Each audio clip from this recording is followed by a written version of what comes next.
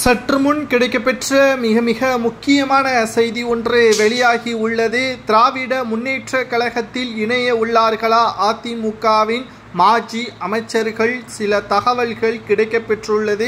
எடப்பாடியை நம்பினால் நடு தெருவில்தான் நிற்க வேண்டும் என்று தற்காலிக அதிமுகவின் எம்எல்ஏக்கள் முடிவெடுத்து விட்டார்கள். அதிமுக ஒருங்கிணையவில்லை என்றால் வேறு வழி கிடையாது. செந்தில் பாலாஜியை போல் திமுகவில் இணைந்துவிட வேண்டியதுதான். கோவை, கரூர், விழுப்புரம், கரூர் ஒட்டுமொத்த பகுதிகளிலும் செந்தில் பாலாஜி கண்ட்ரோலில் எடுத்துவிட்டார். இன்னமும் அதிமுக உட்கட்சி மோதல்களில்தான் இருக்கிறது என்று அதிமுகவின் எம்எல்ஏக்களும் முடிவெடுத்துவிட்டதாக செய்திகள் நமக்கு கிடைக்கப்பெற்றுள்ளது.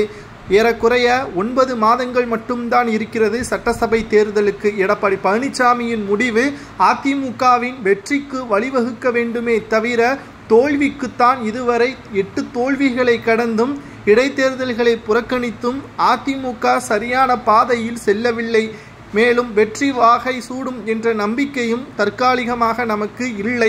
தொண்டர்கள் அதிமுகவின் தலைவராக எடப்பாடியே ஏற்றுக்கொள்ளவில்லை. ஏனென்றால் 2-3 அணியாக பிரிந்து கிடப்பதால் நிச்சயம் வருகின்ற சட்டசபை தேர்தலை பொறுத்தளவிற்கு மிகப்பெரிய மாற்றங்கள் அதிமுகவில் நடக்கும். பாஜகவுடன் கூட்டணி வைத்துவிட்டால் மட்டும் போதாது, தொண்டர்களை கட்டுப்பாட்டில் ஒருங்கிணைந்த அதிமுகவை உருவாக்க வேண்டும். இது எடப்பாடியால் முடியுமா என்று கேட்டால், அவர் ஈகோவில் இருந்து வெளியே வந்தால் மட்டும்தான் இது நடக்கும். இல்லை என்றால் மக்களவை தேர்தலில் திமுக வெற்றியடைந்தும் அதிமுக தோல்வியடைந்த போதும் ஒட்டுமொத்தமாக பண்ணை வீட்டில் இருந்து கொண்டு தொண்டர்கள்தான் முழுமையான காரணம் என்று கைவிரித்தார் அல்லவா?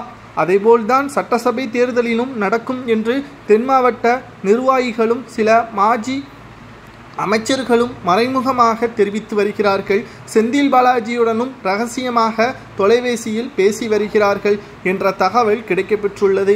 2 மாதங்கள் தான் இன்னும் இருக்கிறது. கட்சி பற்றியான முழுமையான நடவடிக்கைகளை அறிவிக்க தவறிவிட்டால் திமுகவில் அதிமுகவிலிருந்து பெரும்பாலானோர் இணைவார்கள். இது எடப்பாடி பழனிசாமி அவர்களுக்குத்தான் மிகப்பெரிய ஒரு இழப்பாக இருக்கும்.